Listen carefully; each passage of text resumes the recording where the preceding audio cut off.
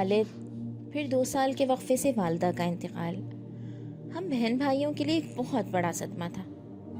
کتنے ہی ماہ لگے تھے مجھے سنبھلنے میں۔ 2.5 سال پہلے والد صاحب وفات پا گئے تھے اور 4 ماہ قبل والدہ بھی ان سے جا ملی۔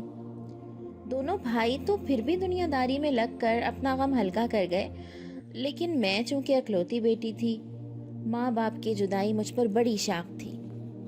وقت سب سے بڑا مرہم ہے، لہٰذا آہستہ آہستہ میں بھی زندگی کی طرف واپس آ گئی۔ جب وراثت تقسیم کرنے کا وقت آیا تو ہمارے خاندان کی روایات کے مطابق دونوں بھائیوں نے والد کی دکان اپنی ملکیت کر لی اور میں نے والدہ صاحبہ کے زیورات۔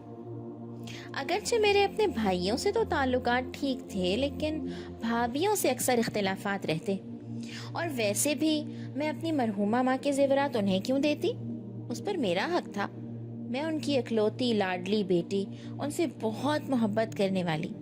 ان زیورات کو جتنا میں سنبھال کر اور چاہت سے استعمال کروں گی، اتنا اور کوئی دوسرا تو نہیں کر سکتا تھا نا۔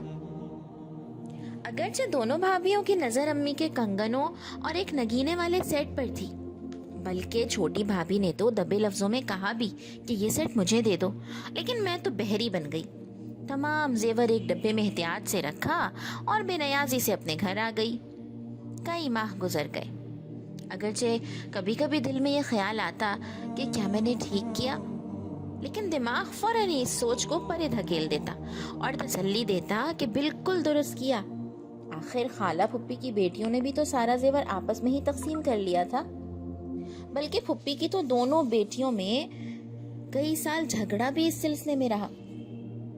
بہرحال ان زیورات کو میں اکثر تقریبات میں استعمال کرتی، لیکن نہ جانے کیوں جب بھی پہنتی دل میں وہ خوشی نہ مجزن ہوتی۔ اپنی اس کیفیت کو میں سمجھ نہ پاتی۔ بھابیاں بھی اکھڑی اکھڑی رہتی، لیکن یہاں پرواہ کس کو تھی؟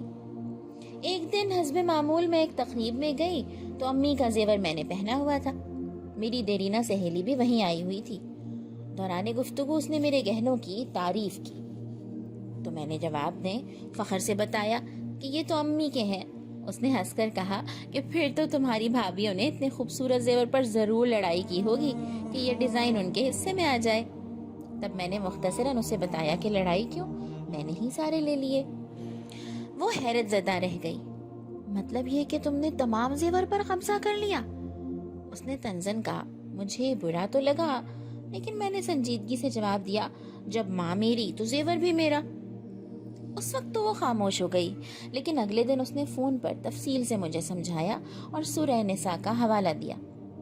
پہلی دفعہ تو میں نے اس کی بات کو نظر انداز کیا، لیکن اس کے بار بار کہنے پر میں نے سورہ نساء کو بغور سمجھا اور یہ جانا کہ میراث تو اللہ کی ملکیت ہے، ہم کون ہیں اس میں اپنی مرضی سے تقسیم کرنے والے۔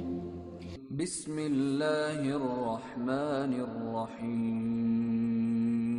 تمہاری اولاد کے بارے میں اللہ تمہیں ہدایت کرتا ہے کہ مرد کا حصہ 2 عورتوں کے برابر ہے۔ چنانچہ خوب غور و خوض کے بعد آنے والے چھٹی کے دن میں اپنے شوہر کے ساتھ بھائیوں کے گھر گئی اور سارا زیور ان کے آگے رکھ دیا کہ اس کو اللہ کے حکم کے مطابق تقسیم کر لیں۔ پہلے تو وہ چاروں حیران و پریشان ہو گئے، لیکن میری شرمندگی دیکھتے ہوئے انہوں نے آپس کی رضامندی سے کچھ زیورات لے لیے اور باقی مجھے خوشی سے دے دیے۔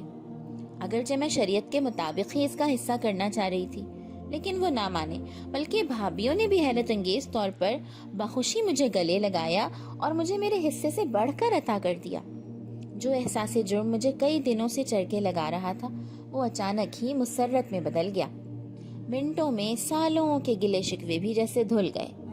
یہی نہیں، انہوں نے بھی والد کی دکان میں میرے حصے کو ادا کرنے کا وعدہ کیا۔ مجھے یقین نہ آ رہا تھا، اللہ کے حکم پر عمل کرنے کا اتنا بڑا انعام مجھے ملا۔ اول بھائی بھابھیوں کی چاہت، اور ساتھ یہ تو اب کہنے کی ضرورت نہیں،